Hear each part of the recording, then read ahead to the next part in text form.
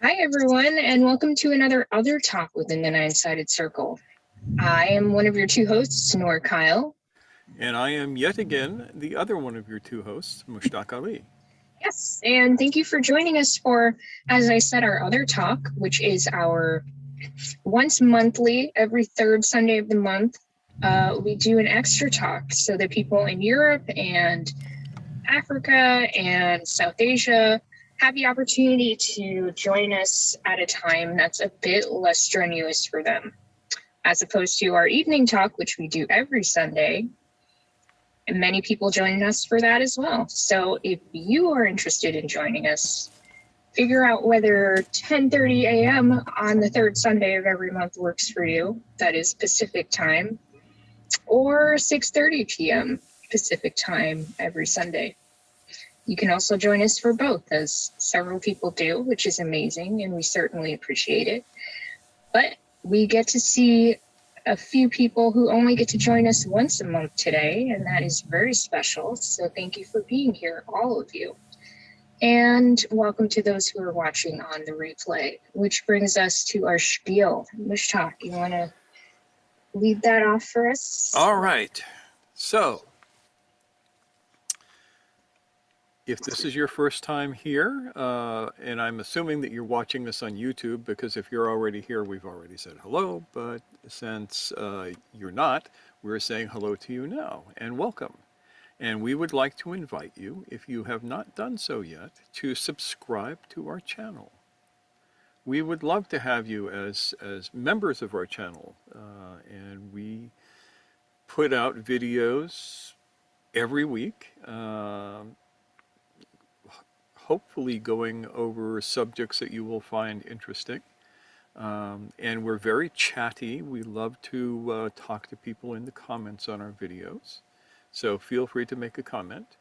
And you will be helping us stick it to the man, which we have talked about more than once. We're trying to get it so that we don't have to let YouTube put ads on our channel, because we've always meant to be non-commercial.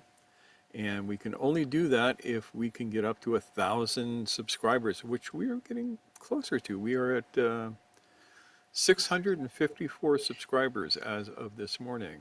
Slowly and surely. Yeah, which is impressive to me, because I never expected to have more than a couple hundred subscribers maximum. And so here we are.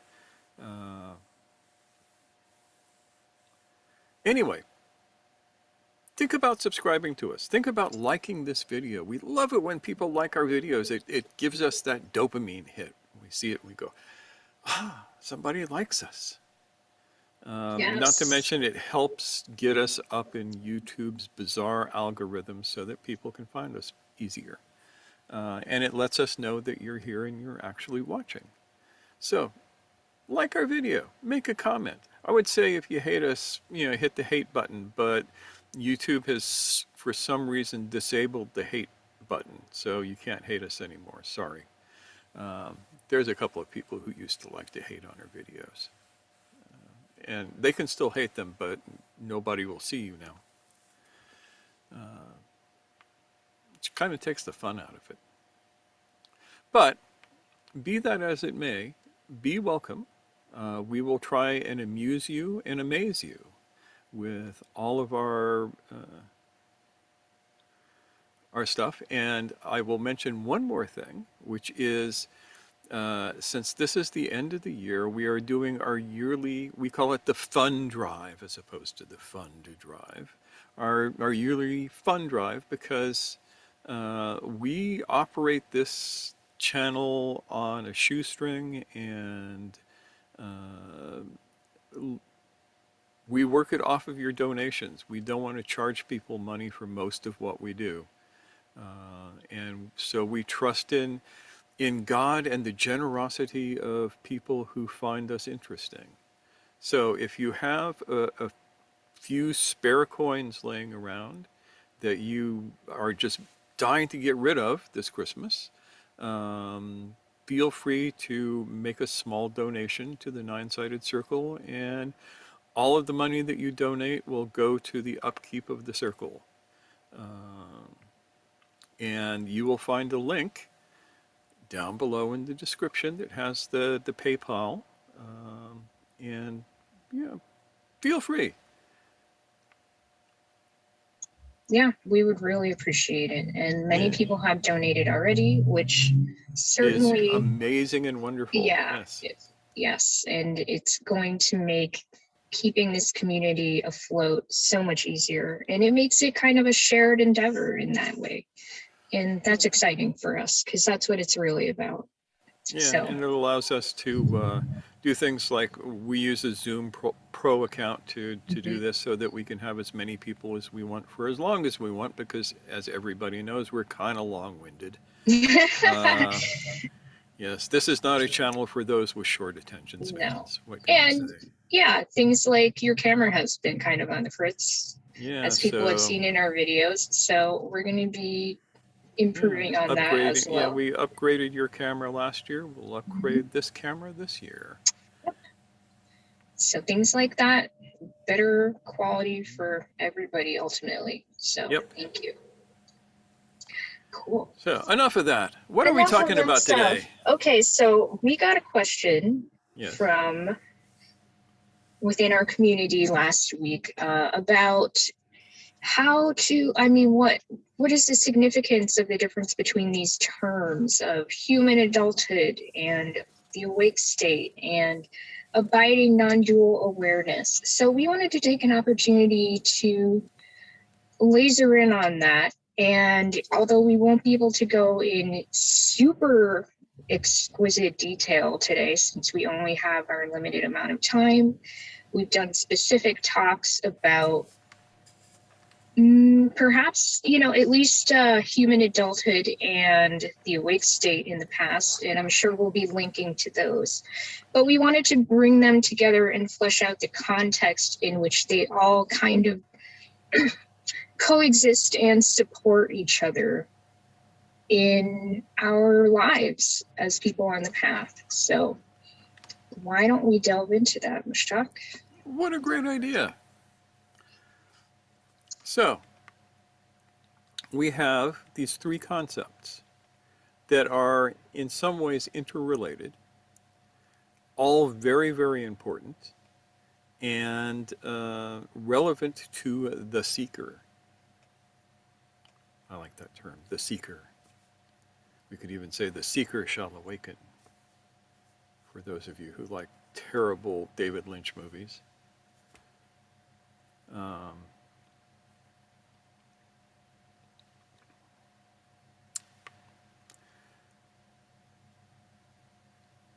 so, the awake state. People make a big deal out of the awake state. Oh, you must achieve the awakened state. Um, it's very nice to do so, but it's not a big deal. Everybody listening to this can achieve the awakened state right now. And I did a whole video with Noor on this a few months back, and I'll link to it. There's no secret to it. Ask yourself right now, am I awake or asleep? Check inside. You'll notice you're awake. The act of checking wakes you up. That's the awakened state. That's all there is to it. Nothing special. The thing is, you only get to hold that for a second, less than a second oftentimes, and then you fall back asleep in one way or another. You are distracted from the present. The awakened state is to be in the present moment without attending to your past or your future, and focused externally and internally at the same time. Like I said, no big deal. Anybody can do it. What you want to do is to be able to have as much of that state as you need. And that will help you with these other two things, human adulthood and abiding non-dual awareness, the carrot at the end of the stick of the spiritual path. Hey, you can have this, you can have this. If you only work, if you only send us tens of thousands of dollars a year, you too can have non-dual awareness. Um, And we'll get to that in a moment. Probably the most important thing is this concept that we talk about of human adulthood. I've been talking about this since 1984. So when I did my first talk on this, And we've been talking about it in the Nine-Sided Circle since basically day one. yes, Yeah.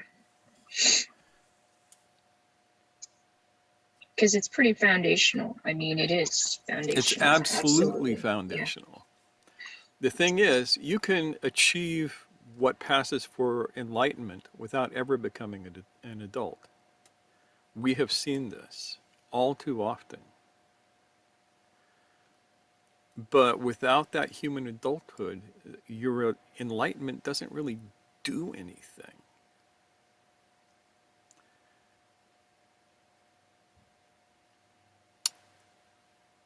And we'll touch on that in a moment too. But first, what is human adulthood? Anybody care to take a quick guess?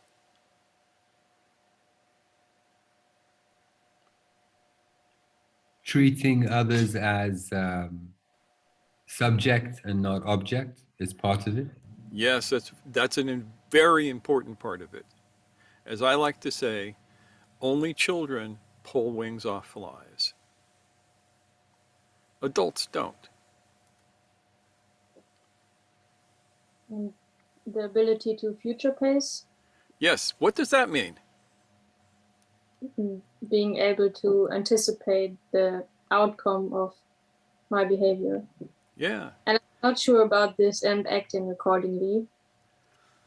yeah. So, one of the things that children have that adults don't have is a inability to give up immediate gratification.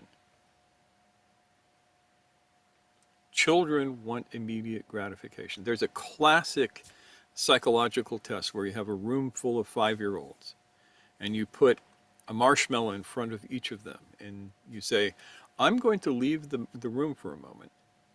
And if you can eat this marshmallow now, or if you wait until I come back, I will give you 4 more marshmallows.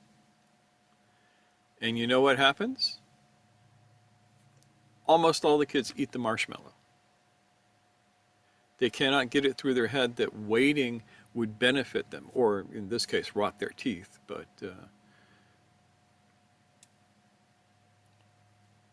And if you think about the people who you encounter in the world today who are not 5 years old, most of them have the same problem, the inability to forego immediate gratification.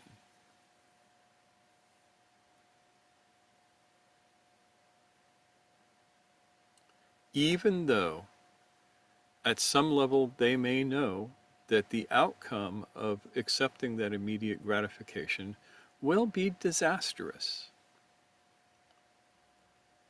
The guy who goes out to a bar, sees a woman, hits on her, she's willing, he doesn't think about the consequences to his life of going home with her, especially because he's married and has 3 kids, and he goes for the immediate gratification. The person who will eat that 3rd helping of dessert, even though they're diabetic. We see this everywhere. Adults are able to set aside immediate gratification for a long-term outcome that will benefit them. Children don't. It's the first and foremost thing. Second is conscience. Adults have conscience. Children have no conscience. Children are little psychopaths. They're supposed to be. That's their job, is to be little psychopaths because that's how they survive. It is the job of their parents and community to help them evolve out of that over time. But you cannot expect a 5-year-old to appreciate the other like you expect a 25-year-old to appreciate the other.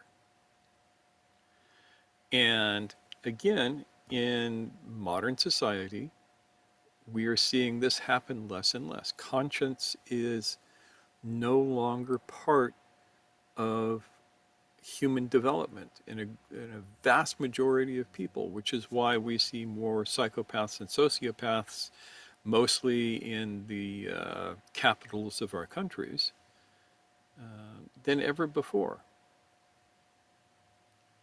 The third part of human adulthood is treating the other with loving kindness. Now, I did a whole talk on loving kindness a while back, Noor and I did, because it is an essential Sufi concept. Loving kindness towards oneself and the other. And it's more important than love.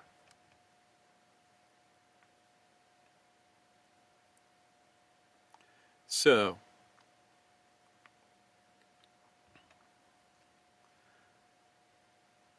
developing these three qualities as you mature, especially on the path, is absolutely essential to abiding non-dual awareness when and if you get there.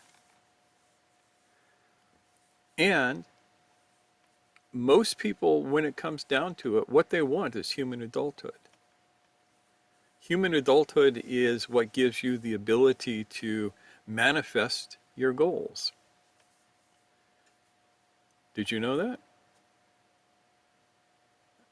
Non-dual awareness does not give you any access to manifesting your goals, because when you're truly there, you don't have any goals. There is nothing to manifest.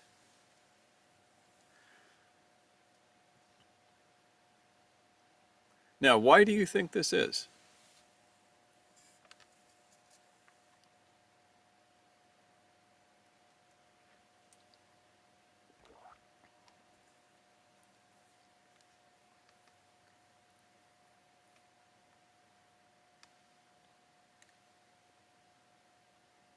This was not a rhetorical question. Why do you think this is? Why can an adult be very efficient at manifesting their goals? Try for an answer. Say again? Okay, here's my answer to the question. My Yes, please, attempt at an Jonathan. answer. You always have good answers, Jonathan. So the difference with what makes an adult is an adult has some control in how they will react to an event that happens to them. I'll give an example. Let's say I'm in the store and someone jumps in line. My first reaction is I get offended. I've been cheated somehow. And if I was to behave as an adult, I would say, I don't like the feeling of being offended. It feels bad. For Mushtaq. So I'm going to not allow myself to react like that. There's a number of ways to do that, but I'm just going to stop at that. That's my answer. Yeah, and there are some certain areas in that. The common reaction to that is to start a fight or to sit and stew, one or the other. And neither of those is good for you. I mean, yes, you can beat the idiot who cut in front of everybody over the head with your canned ham or something. But then the police come and they arrest you and they haul you off, and you have violated the future pacing rule of adulthood, because you can't beat on them. And if you sit and stew, you end up with a sour stomach and all of that kind of stuff. So that doesn't do you much good either. So there is that idea of I can find a third way or a fourth way or a fifth way to deal with this. I like going out and slashing their tires. Did I say that out loud? No, I'm kidding. Um, He's a but wild one. Yeah. yeah, Yep. So, uh, did you have more you wanted to share, Mushtaq? uh, the question is specifically on why are adults successful at manifesting what they want? Yeah. I mean, what Jonathan described is definitely an area where adult behavior comes into play. And this is really important. And there we can take it a step further. So I see that Malou and Roland are unmuted. Do you want to check in with them too? Yes. Yeah. So what do you guys think? I would say because of the ability to future pace, because if I know what happens when I do what I do, I can decide what happens in a way. That is incredibly important. If I want to buy a house and I'm constantly spending my savings on other things, I don't get to have that house. So the ability to future pace and go, I need to do this behavior to achieve this goal is a major part of this actual manifesting stuff. And that gets us into the law of due diligence, which is the real law of attraction. And that is do all of the work that you can do before you trust in God to give you the rest.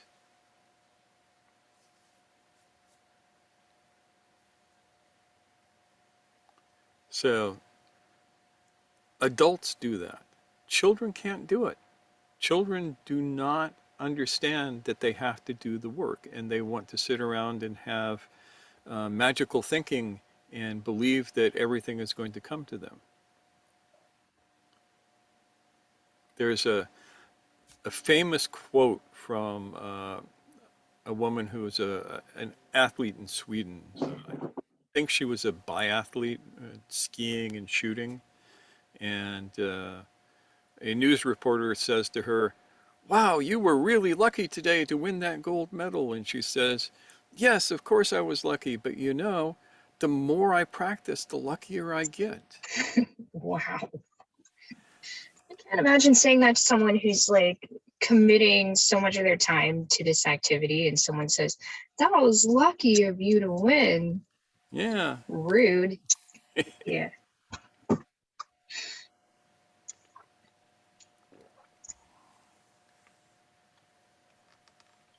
I would also say, I mean, relevant to discussions I've had lately, it's not just about stuff falling into your lap. It's about negating the possibility for positive outcomes, you know, like just saying out of hand, well, it's hopeless, so why bother? Nothing good is going to come of this. And so you're kind of abdicating your human adulthood and your opportunity to make change. Yep, it's true. I had a roommate once who used to say all the time, "Hope is for suckers." Mhm. He was miserable all the time, never could get it, but he used to curse himself that way. Yeah, and I think people mistake pessimism for maturity.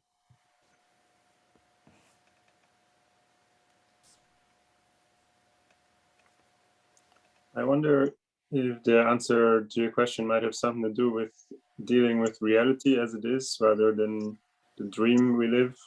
Mhm. Yes. Yes, absolutely. Which gets Yeah. at the core of what we're talking about. You know, you can have negative dreams or you can have positive dreams. Either way, they're not real. Yeah. Or you can have lucid dreams. And they are not real either, but you can fly in them. And that's a perk. Wael, did you have a thought? Oh, I see Yeah. Shuka's unmuted as well. Yes, Shuka, talk to Yeah. us. Yeah, hello everyone. On the question, why would a human adult achieve their goals more efficiently, I was also thinking that maybe the aspect of love and kindness makes one choose better goals, which not only support oneself but others as well. So you kind of have the energy and the support of others on your side because of the nature of the goals that you pursue, not only the tactic that you will have to get them. But I was thinking, including the love and kindness aspect and the treating others as subjects, might help choosing goals that the community will support you in achieving. Yes. And it will grease the wheels for you. I will give you an example. Some years ago, I was flying back to San Francisco from Europe, and I was in the Amsterdam airport, and the plane that we were taking, a direct flight, wonderful thing, was overbooked by many passengers, and it was late. And so the people were asking anybody who can like stay over, and catch a later flight in the morning. We'll put you up in a hotel and all of this kind of stuff. And of course, everybody was angry. Everybody was upset. They were all yelling at the poor girl behind the counter, one after another. And so I'm going up there, and I'm not in any hurry. I don't need to be in the United States in 12 hours. I could be there in 24 hours. I could be there in 36 hours. It's all the same to me. So I go up and I tell her, I'd be happy to give up my seat. And I make her laugh and I make her feel good. And we have this chat for maybe a whole 5 minutes, which was a lot at that time because there were all of these people going there. And she was like, after that, because somebody actually was nice to her. And so I sit down and I'm waiting and, to get assigned a next flight and all of this kind of stuff. And this guy comes running up. He's an American. You can tell from his accent and his behavior. And he's waving his ticket. This is like an almost 30 minutes after the flight was supposed to take off. And he's waving his ticket and going, first class passenger, let me by. And he goes up and he demands to be let on the plane. And he's just really rude and obnoxious. And the girl behind the desk says, sir, you're half an hour late for the flight. You have lost your seat. And she just takes his ticket. About 3 minutes later, I hear my name called over the intercom. And I go up and the girl looks at me and smiles and says, a seat has just opened up for you in first class, and hands me the ticket. And I fly from Amsterdam to San Francisco, first class with great meals and all of that kind of stuff. And all it took was treating someone with kindness. And you got a completely unexpected reward. So Yeah. let him with ears hear. I saw Wael shaking his head at the ugly American scene. Yeah. Yeah. I've seen that quite a lot, Mm. and not specifically just from one nationality or the other. But as Mushtaq was speaking about that situation in the airports, I can imagine how a lot of emotions are boiled up. People are late, people are hungry, the airports are funny places. And it just got me thinking whether part of the reason adults may truly be able to manifest their goals better has to do with their ability to control their emotions, or should I say more accurately, they have the ability to be more aware of their emotions and the currents that flow. I remember Mushtaq was saying something along the lines of people that are always happy, like all the time, tend not to be very compassionate. So I guess I'm asking the question of, in adulthood, where does emotions, the 9 rases, come into play? By the time one is an adult, the 9 rasas have become your friends. The rasa is a Sanskrit word that means an essence. And these are, according to ancient Vedic philosophy, these are the 9 core essential feelings that a human being can have, like fear, love, anger, disgust, all of these. They're like hardwired. And we're going to be talking about that very soon. But for an adult, you don't identify with them. You take them as information. So I open up something in the fridge and the aroma wafts up, and I immediately experience a sense of disgust because it's been sitting in the fridge for a month behind everything else. But I don't get angry at the thing for turning bad, and I don't get angry at myself because all of that anger doesn't mean anything. You know, it doesn't make the food better all of a sudden. So treating oneself with compassion at that moment is not a bad thing. But I also don't eat the food because the base core emotion of disgust is a warning to me that this is not good. The only time that this is not the case is if you happen to be in Sweden at the right kind of time of year and they're serving sour herring.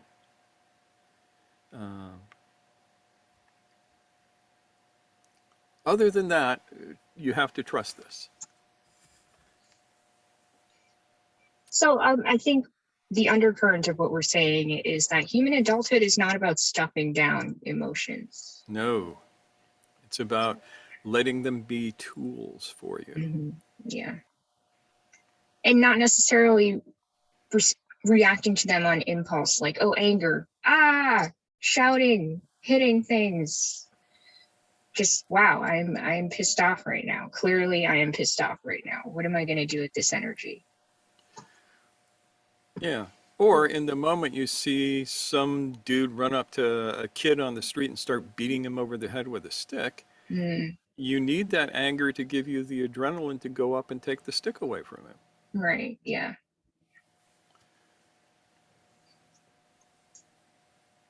Yep. But there's this sense of having this trained, pretty much nonverbal sense of how to apply these experiences appropriately, like how to bring them into the world appropriately. A lot of which is learned through trial and error. I mean, that's part of human adulthood, part of that maturing process.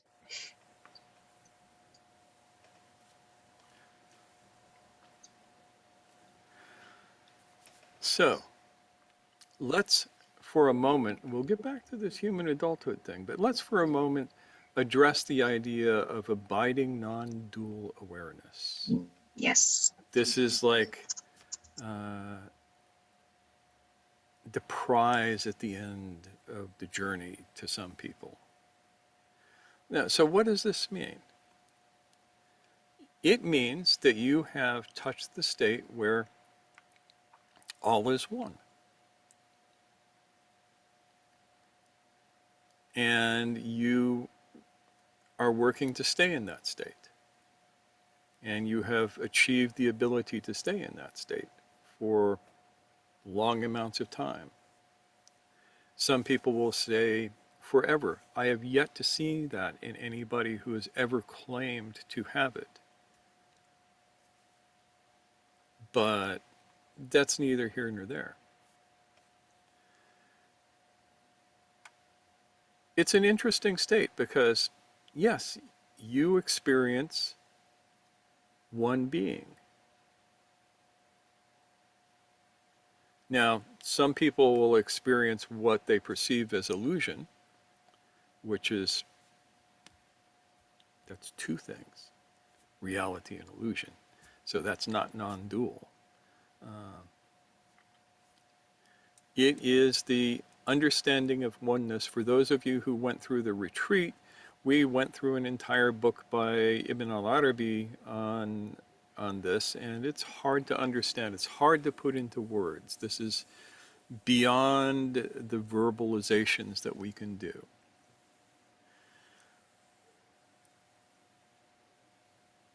Now, here's the problem with non-dual awareness, and this is something that in preparation for this talk, I've spent a couple of weeks listening to all the non-dual guys and gals on YouTube and listening to them talk. Boy, yes. Yeah.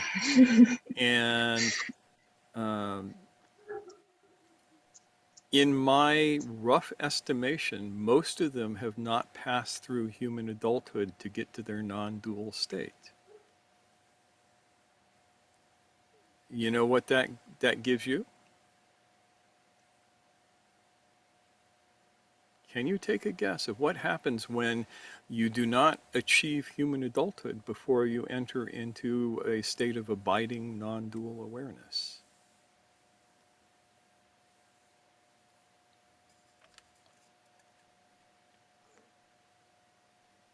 Some It'll type give you of a break. very limited functionality in the world. You will have your areas where you're good at, but most areas you're still very childlike.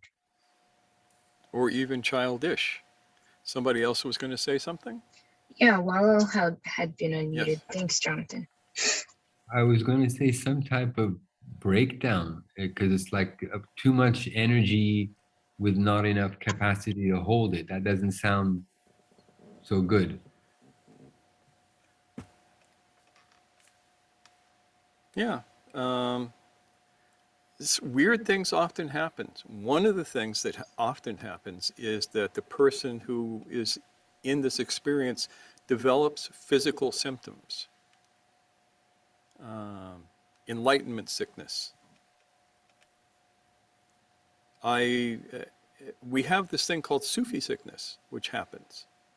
And I had a girlfriend years and years ago who caught it. What does it look like? It looks like longing and all of this and joy and happiness, and then sadness and feelings of separation and all of these bouncing emotions that were not present before. And it wasn't like she was bipolar, because I know the difference. And so I took her to my sheikh at the time, and this was where I found it. He looked at her and said, "Oh, you have Sufi sickness." And he gave her bayat immediately. That's She got better. initiation. Yeah. Yeah, that's Yep. initiation. And Into a she got Sufi better. community. Yeah. Yeah. Yep. And that was awfully weird, but it gave her a way to ground all of that stuff. So that's one manifestation. And then we have things like spiritual bypassing. Yeah. Yeah, from what I can see, a lot of these non-dual cats out there are doing a lot of spiritual A bypassing. lot, yeah. And there's this sense of not just elitism, but I guess we could call it that, right? But it's like an unearned elitism, where there's this sense of like, oh, those pitiful people who have never experienced abiding non-dual awareness, suckers. And I've had this blessed experience, and now I know I'm a special person, that kind of thing. Yikes, right? I mean, that's why all these other things are so important. It's because they give you that way to avoid that sense of elitism and like to be oppressive towards others because you feel like you've attained this special status, which is pretty absurd, actually. I see Malou and Roland are unmuted. Yeah. And it seems like it also happens that like people who are not in non-dual awareness are not seen as real humans. Right. Yeah, Like, oh, that's what I was trying to get at. Yeah. doesn't Thank you matter for if putting it they're that way. living or not living, or suffering or not suffering. Mm-hmm. Yep. Yeah, and you see things like somebody who's in this state and has not passed through human adulthood spend 20 minutes talking word salad. And then when you look at them like, what? They give you the, oh, you're just not enlightened. That's why you can't understand. When the fact of the matter is, nobody understands them because they can't communicate. And one of the reasons that they don't communicate is that they lack empathy.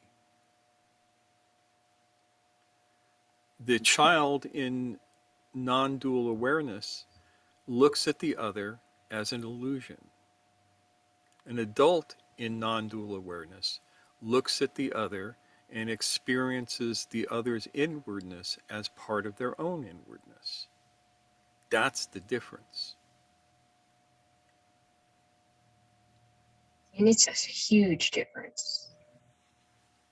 And it has implications that go way beyond just some word salad. That's how you end up with these creepy, charismatic, spiritual leaders. Yeah, there's one group up in Northern California. I was just introducing Nor to them the other day. Their leader is a complete bizarre nutcase. And yet everybody follows him because he's the teacher. And he probably hit a state of non-dual awareness and lost his ability to see the other as real. And it's fascinating because there are people who have left that group who say he is an enlightened person and a total asshole.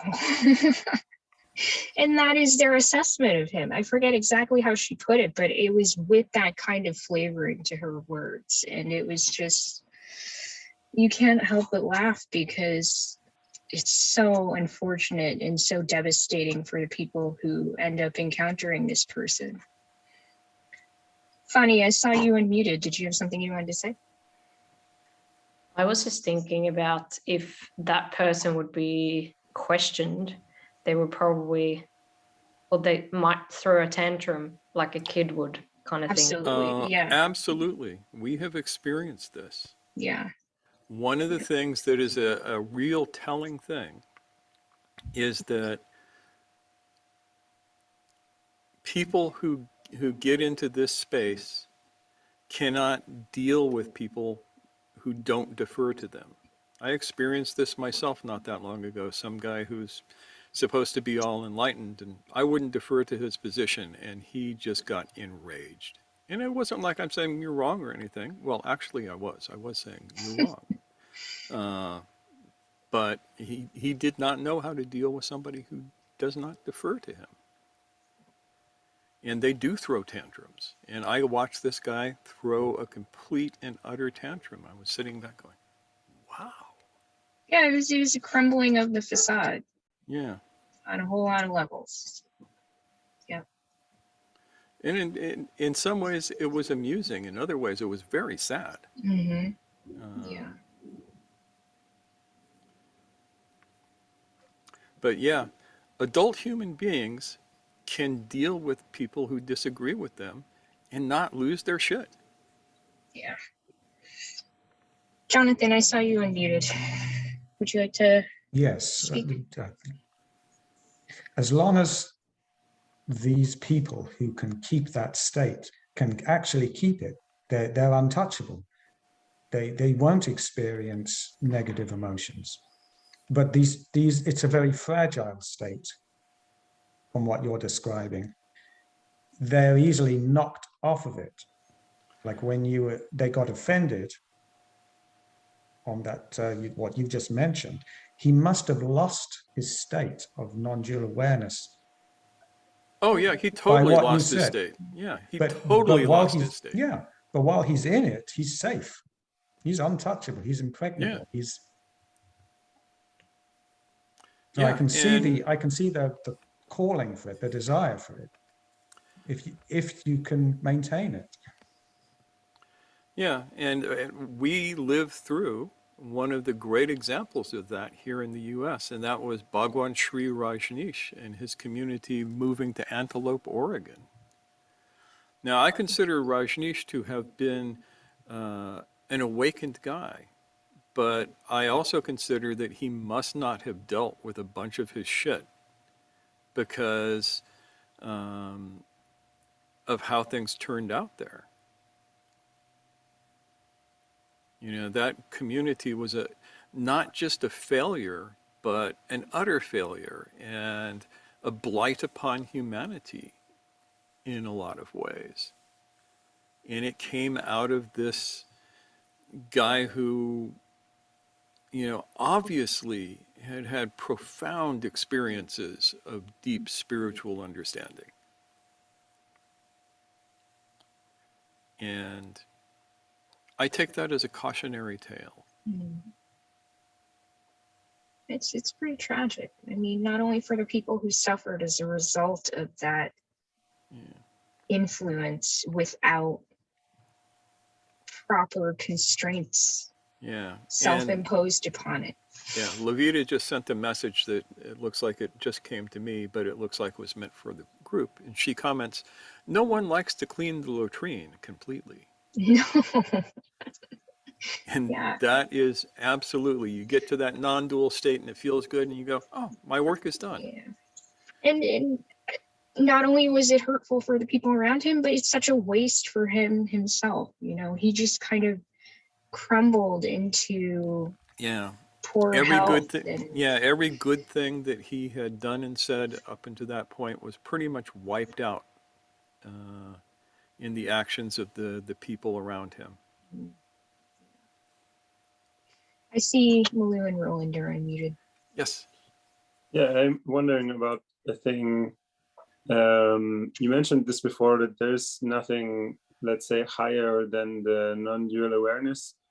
And then there's Gurdjieff's man 5, 6, and 7 and all that. And I have conversation with people telling me that if you're just enlightened enough, then you will have the loving kindness in bundled with that. And I'm wondering about this, if you could expand a little bit on that, if there is this sort of ladder Okay. to it. So the state of awakeness, the awakened state, is the state in which you can do work. When you are in that state, you have the possibility of developing the qualities of an adult. Yeah, I'm glad you asked that because that's where this whole talk is going. How do you get human adulthood? And these things do not happen automatically. They don't. They have to happen consciously. That's my opinion. And of course, since it's my opinion, it must be right. Sorry. One reason that I have Noor around is because she'll laugh at me when I say stupid shit. She's not afraid to laugh at me. Yeah. But that's the reality check we need sometimes. Oh, we all need that reality Yeah. check for sure. So,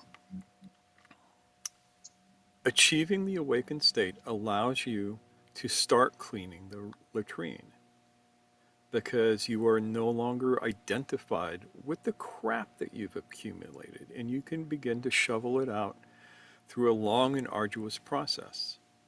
Along with the shoveling out is putting in something different. And that difference is the ability to future pace, the ability to treat the world with loving kindness, the ability to have a conscience. Conscience gives you empathy. Without conscience, there is no empathy. Empathy gives you loving kindness. It's all very, very connected. And to think that, oh, I'm going to be man 5 or 6 or 7, and then I'm going to just automatically have all of this stuff, maybe somewhere, I've never seen it. Sure as shit didn't work that way for me. I had to like claw my way up out of the depths, doing serious work and asking for serious grace. How about you, Noor? How was it for you? A slog. Truly. I mean, some of it has come more naturally than other things. Like, I think I'm a nice person, a gentle-ish person, but there are other things in which other ways in which maturity has not come easily at all. Yeah. I note, though, that you are no longer a mechanically nice person. Yeah. I do my best to resist any urge that pulls me in that direction. Yeah.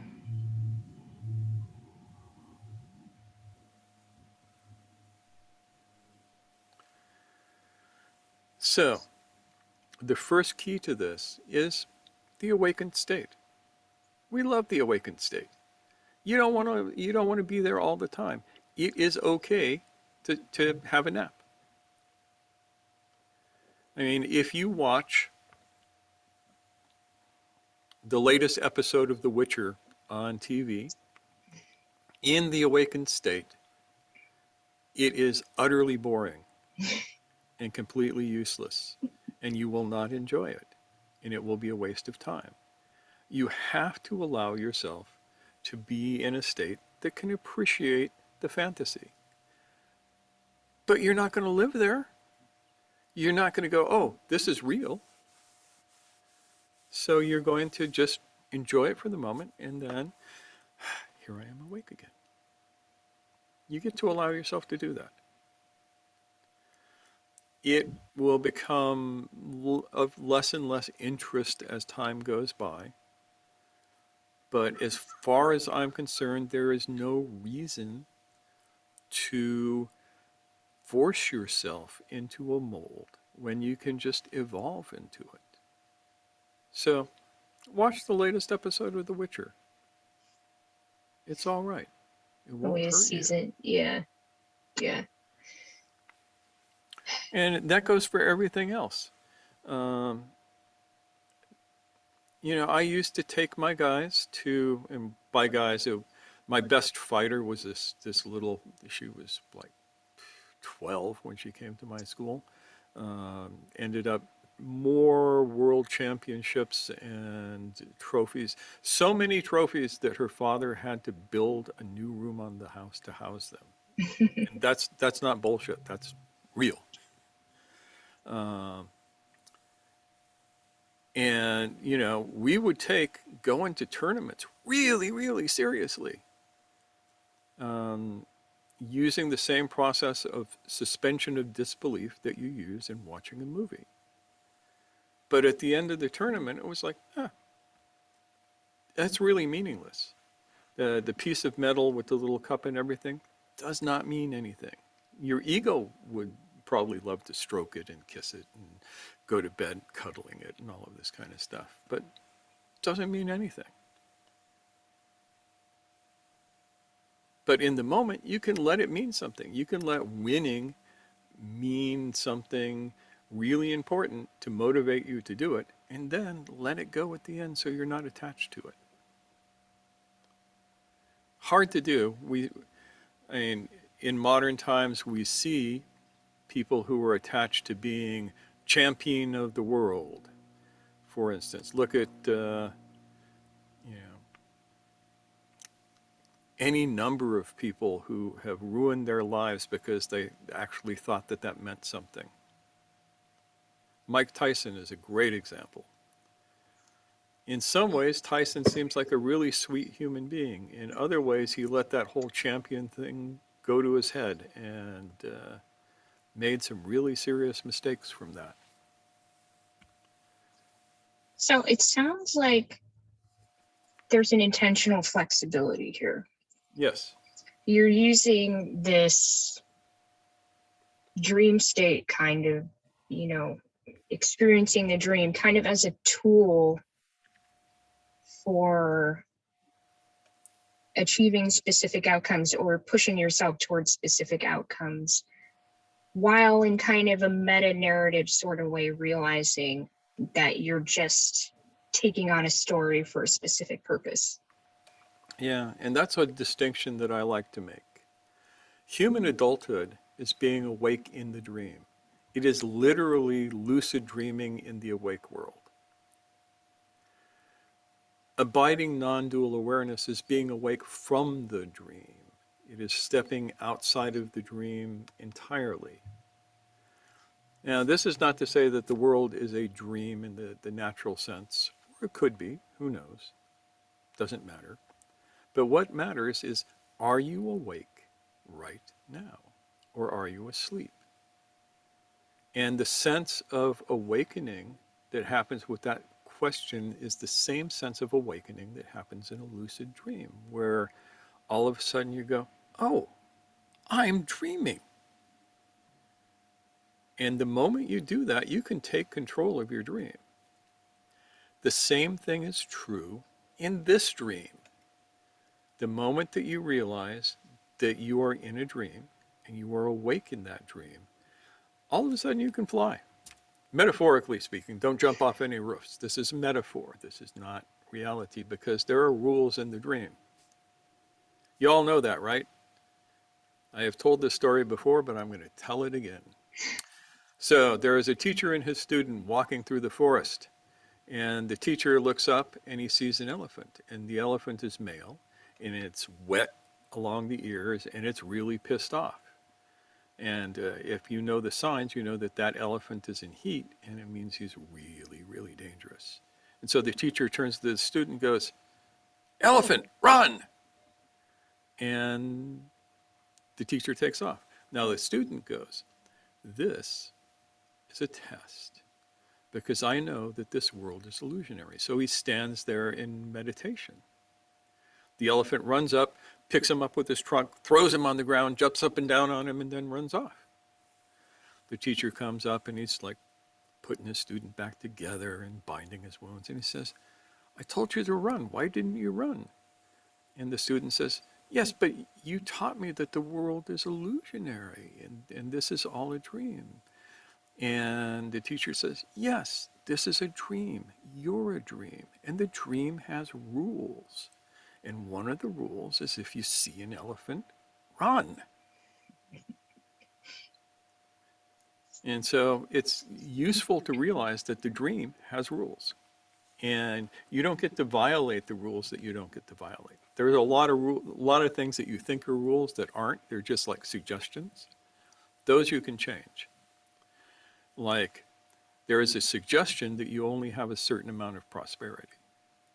But that's just a suggestion. You can change that, especially if you apply the law of due diligence to it. There is a rule that says if you jump off the top of a building and flap your arms, you get to embrace the concrete. That's not a suggestion.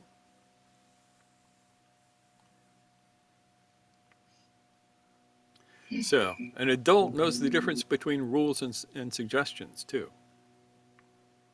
Very important. Clearly, it's a life and death matter. Yeah. Jonathan, I see you Yes, unmuted. thank you. I had a question. So tomorrow I have this plumbing job, and I like to visualize the plumbing schematic in my head, and I like to project myself there doing the job. I tried doing this today while trying to maintain awakeness, and I can't. And it didn't do work, did it? I can't hold the two states together. No. Am I just not good enough to do that, or it's not possible? No, there are two different states. One of which you're projecting yourself into the future, and you're doing it totally appropriately. That's what this is for. That's why we have this ability. But if you're in the future, you're not in the now.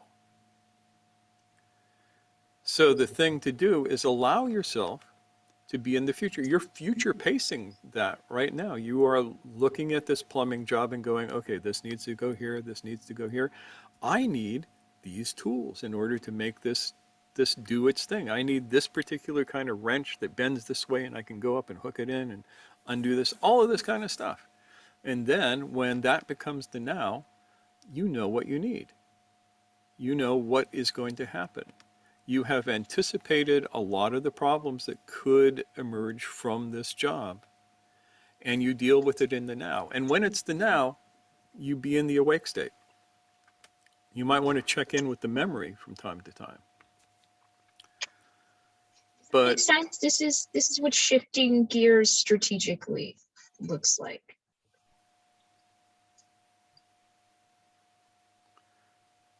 Yes, this is. Thank you. That's very good. The only thing I have not, I'm having a lot of trouble with is being present while doing something practical. I just get very identified with it. yeah, and that's understandable. That just takes practice, though. This is one of the reasons why pretty much every Sufi order asks you to develop a craft of some sort. Given how many people have taken up knitting in our group, we may be the knitting dervishes.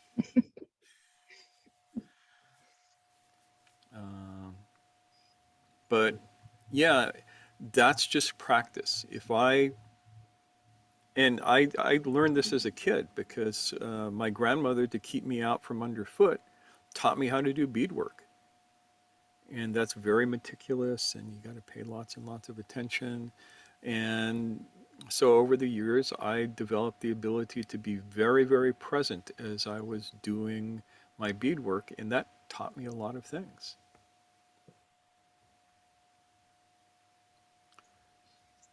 But yeah, the knitting dervishes, I may have to take up knitting again too. I learned to knit from my grandmother as well. I mean, we can work on that together. Yeah. I would be interested in at least having a beginner's, like, okay, I can make something in an emergency kind of situation. We can make a scarf. Scarf. Very classic, yes. But if you make a whole bunch of scarves and sew them together, you have a dress or a coat. Right. Yeah, that's very cool.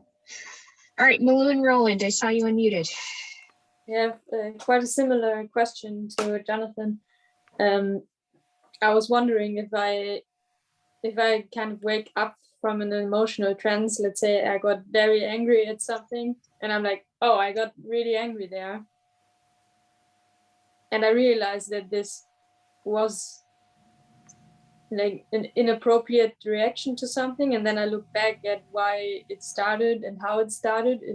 Can I be awake when I'm doing this? Yes, you can absolutely be awake when you're doing that. It's probably a good idea to be awake when you're doing that. Yeah, because I'm wondering, because I'm technically looking at the past. Yeah, but you were looking at the past while being in the present. And it's in some ways it's a special case of being awake to your experience.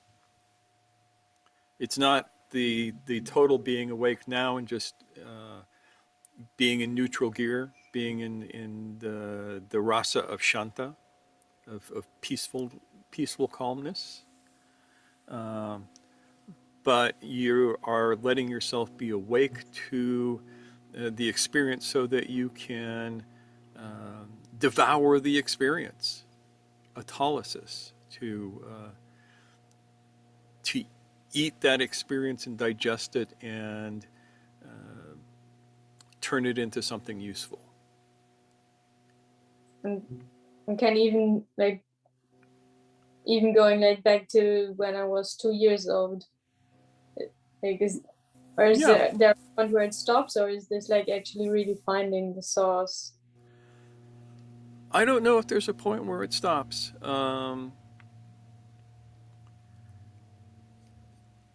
Some people find it useful to dialogue with themselves about everything that's in their head and just kind of regurgitate it out into the world so that they can see it.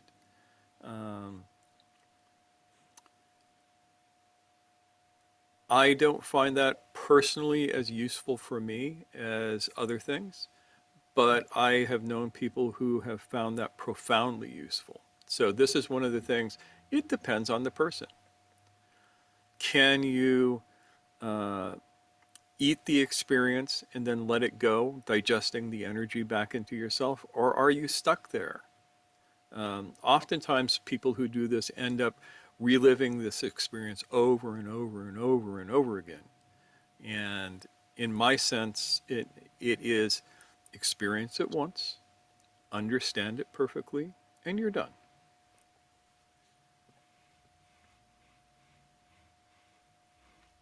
But like I said, that will depend on the person. Doesn't work worth a damn for me. Works better for Noor, I think.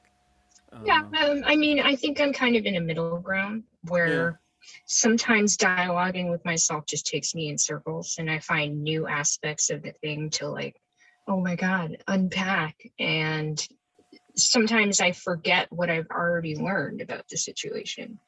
However, with that said, I do find it useful to wait until I'm in a place where I feel resourced is a word sometimes people use. Like I know I'm well fed and I'm rested and most things are pretty stable so that I can look at the thing that's making me uncomfortable and pick it apart.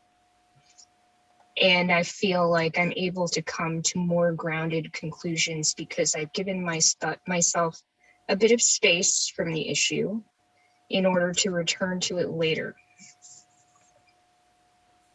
And then I can dialogue with myself or journal about it or find some takeaways that allow me to move on.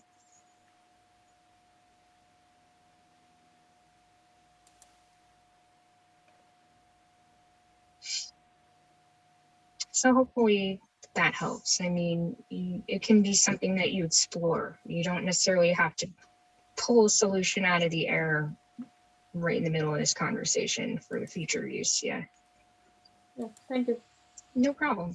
So Fani, I'm really sorry. I saw you unmuted at some point. It was just like a blip and I wanted to give you the opportunity if you wanted to share. I think that was a mistake. Oh, okay. Yeah, good. No problem. I actually also have a question. Yeah, Roland. A little bit different though. What is the intersection of the processes of human adulthood and oneness? How do Non-dual they awareness, work yeah. together?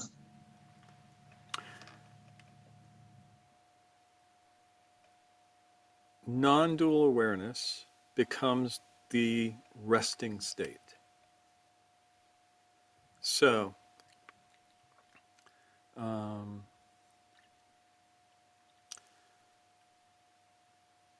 my teacher used to say that shanta, not peace, calmness, a sense of tranquility is the natural state of the human being.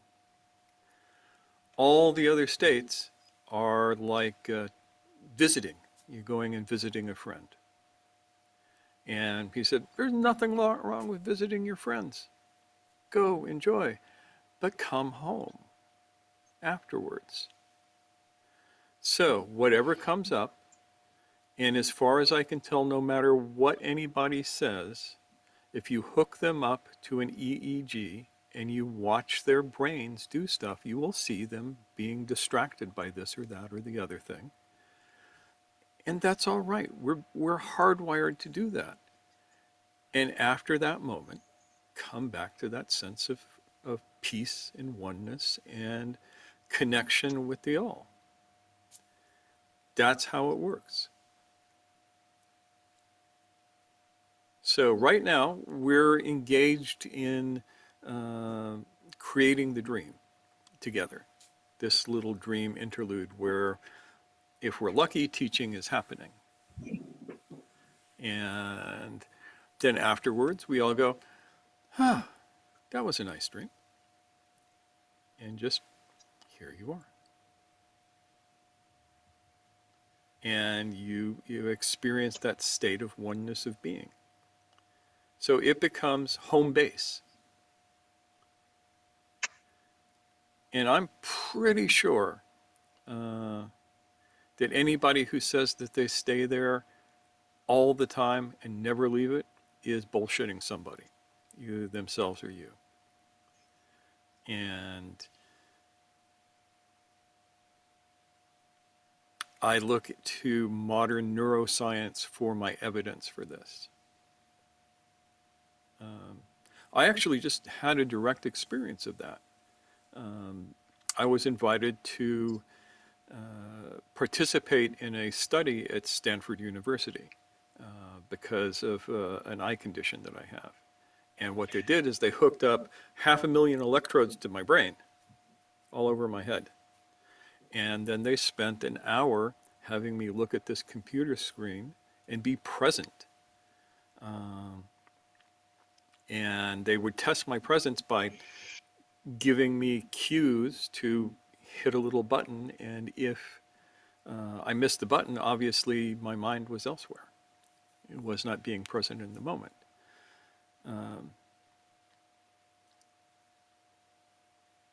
I'm happy to report that I hit all the buttons, which I'm told is very rare. But as this was going on, I was watching these little blips of my mind being drawn to this, drawn to that. My analytical brain wanted to talk about the test to myself and analyze what they were trying to do. All of this kind of stuff. And no matter how enlightened somebody claims to be, when they have been hooked up to things like this is what you get. The mind is designed to be distracted, but can be trained to return to present. So it's that part that gets easier. That's the part that gets easier. You can stay there, you can return there, you can go, oh, I was distracted, right back there. But we are hardwired to be distracted. And one of the greatest gifts you can give yourself is permission for those distractions to happen, so that you don't spend time getting lost in the distractions and beating yourself up because, oh, I was supposed to be doing my zikr, and instead of remembering God, I remembered that I need to fix lunch. You just catch the distraction and return to present. And that is truly being awake in the world. If you were indistractable, you would get run over by a car the first time you went for a walk.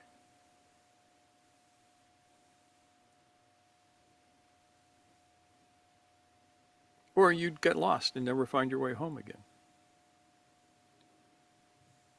Think about that. Does that help answer your question, Roland? Yeah, it's good. My question was a little bit different. I'm wondering about how, I'm thinking of the enneagrams, of the development of how to get there and the different practices to get to it and how these work together. Like, what's the practice like? That's what I'm wondering. Is this two separate processes? I'm doing different things for, because we've learned that we can have the one without the other and the other without the first. But I'm wondering. Okay. So there are specific practices to create the awake state and to develop human adulthood and to train yourself to sit in that non-dual abiding awareness. And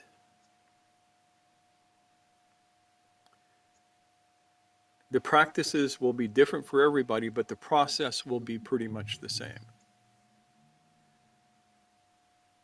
And the process begins with train yourself to achieve the awakened state. Train yourself to hold that for longer and longer periods of time without letting yourself be distracted. Use that awakened state to observe the childhood behaviors that you have retained into adulthood, and to teach yourself conscience and compassion and empathy and all of that kind of good stuff. And as you allow yourself to come into that adult state, let yourself touch the place of oneness of being and hang out there more and more often. First practice, awareness of breath.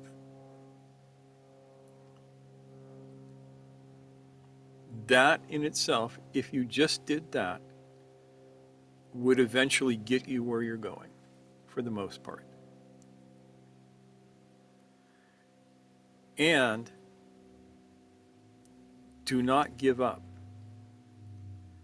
Just because you hit a really groovy state doesn't mean you're finished. It is best to assume that you will never be finished in this lifetime. That there will always be a little bit more you can achieve. This is really hard to talk about, actually. This is getting into the difficult areas. I feel like that was a pretty great start, though. I mean, it's a good. Yeah. It's only good if I can actually answer Roland's question. Yeah, well, I guess that's the true gauge. Yeah. You How have, does that? yeah, I got it so far. Thank you. Okay. Awesome. Good. Good. All right. So, Wael, I wanted to touch base with you. I just wanted to make sure I understand what Mushtaq was saying. Mushtaq, are you basically saying in Sufi terms that the tranquil state or the tranquil nafs, and nafs al-mutma'inna in Arabic, is the non-abiding state? Is that what you're saying? Basically, yeah. When you have cleared all 7 levels and you are up there, that is the complete non-dual awareness state. You are experiencing the oneness of being at that point. And you hang out there. My following question is that a goal or is that a consequence of the work? Do It's a people make, consequence, not a goal. yeah, If you because I think try and make it a goal, you fail. so non-dual awareness is a consequence of doing the work. It's not something we shoot for. It's just something, because we're doing the work, we happen to get glimpses of it, and those glimpses become longer and longer and longer. Is that correct? Yeah, that's my experience of it. It's And like, yeah, if you continue with the question, am I awake? Then eventually the answer most of the time is yes. my last question, if that's okay, Of is course. where do prophets and saints operate? Are they in that non-dual awareness? Is that where they operate from? Or are they operating from the human adult zone? I think that when it comes to prophets, now, unfortunately, I've never met a prophet, so this is kind of conjecture, but I think that all prophets are adults first. Some saints, maybe not. And yeah, people can argue about that, but like Mansur al-Hallaj, I suspect that he did not totally achieve a state of full human adulthood before he got killed. I think that if he had not been murdered, he probably would have. But somebody like Bahauddin Naqshband very apparently had reached true human adulthood before he became a friend of God. And his teachers worked very specifically for that. So with saints, it can be one or the other. With prophets, I'm pretty sure that a prophet has to be an adult because a child could not do that work. And certainly not lead in a healthy way. No.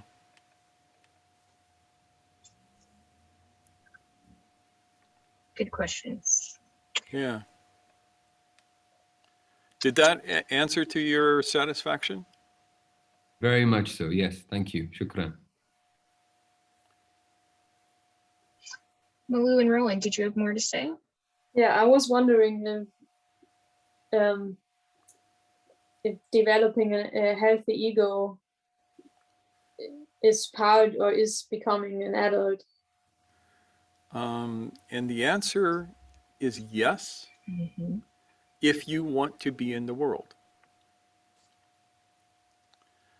An adult has a healthy ego that does not rule them.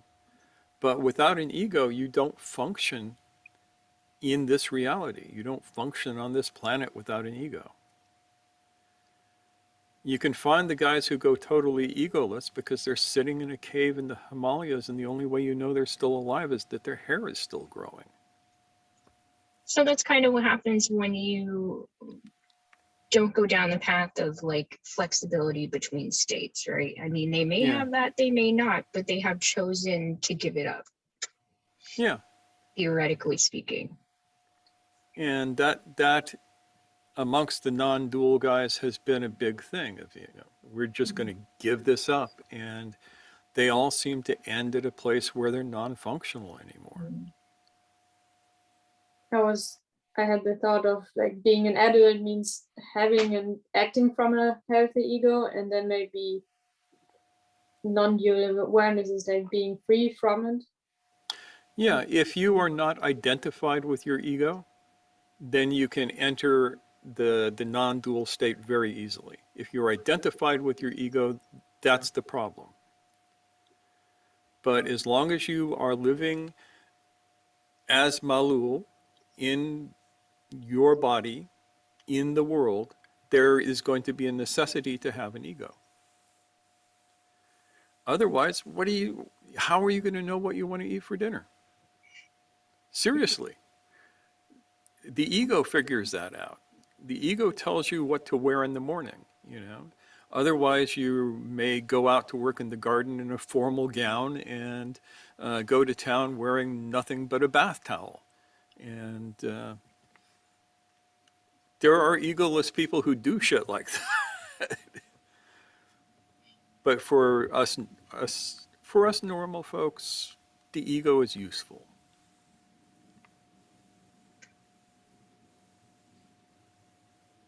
Does that help?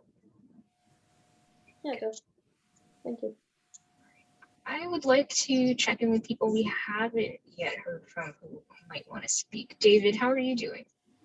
Doing well. So it seems like human adulthood is a place that you don't really want to leave because that will have consequences, whereas abiding non-dual awareness, you might want to leave because you might get something from it, because the flexibility of states thing.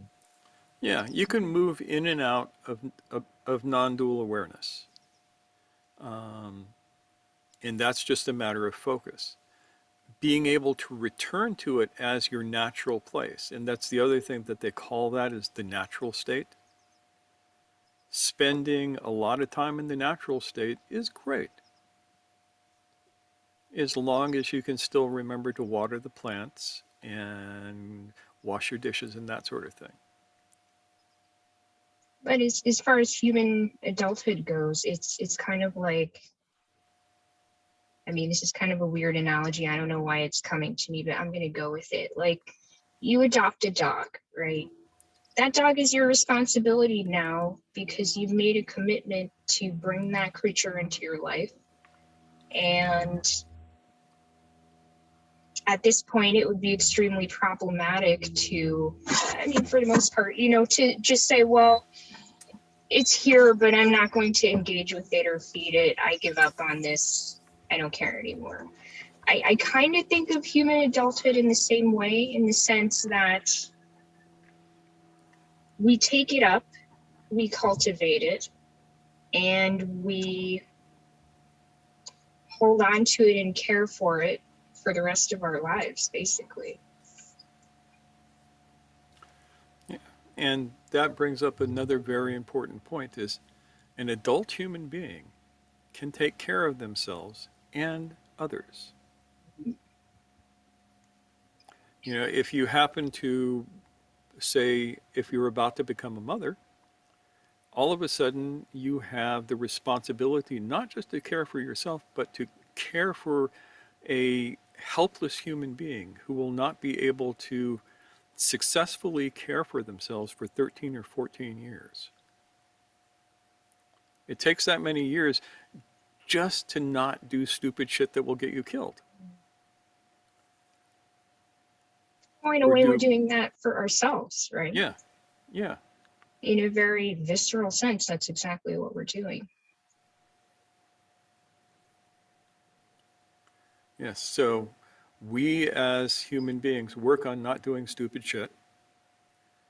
And the more stupid shit we don't do, the more adult we can become. Mm. And we will live long enough to actually become an adult human being. And when we do that, we are capable of caring for others.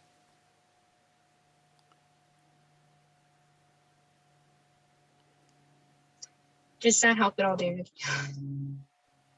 Yes, it does.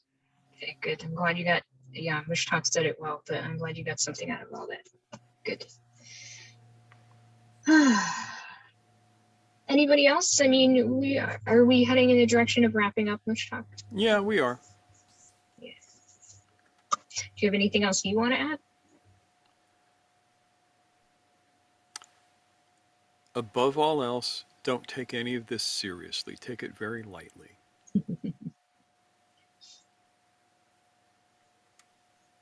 So, what are we going to be talking about this evening? This evening, we are going to be talking about hospitality. Yes. Yes. Hospitality as the forgotten practice. Once upon a Yes. time, the practice of hospitality was one of the most important things that a human being could do for themselves and for others. And we've lost it. So we're going to talk about it because it's part of the tradition. Yeah. And we'll see if we can create a sense of this as a practice in the modern 21st century world. Mm-hmm. Yep.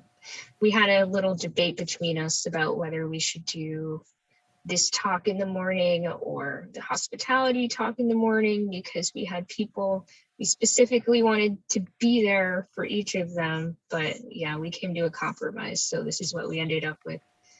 And nonetheless, it should be fun. We hope it will be engaging even for people who won't be able to be there in person. Yeah, and you will, after the end of this talk, understand why the bee is an important symbol I was for going us. to say we have to mention bees before Yes, we there will go. be bees. Bees. All right. So with that said, do we just a last opportunity? Does anyone have anything they want to share or add? Going once, going twice. And All right. we're into... Brady wait a Bunch second. mode. Wait a second. What? Shuka, have you got anything Shuka. else to say? You've been so quiet. Yes, there are two of you. No, he's good. And there's another person there. Just Hello, to other introduce person. Hi. Hello. Hello. Nice to meet you. Nice to meet you too. It's nice to see you guys listening together. I love that. That's really awesome. Glad you could join us. But And hopefully you are not convinced yet that we're completely crazy, but give us time. for you. No. We'll work on that. Yes. All right, so Brady Bunch mode, and then we'll wave goodbye to everybody. we are in Brady Bunch mode. All right, so let's Thank wave you, to everyone, for watching. coming. Yay. Thanks for joining us, and we will see you later this evening. Bye. Take care. Bye.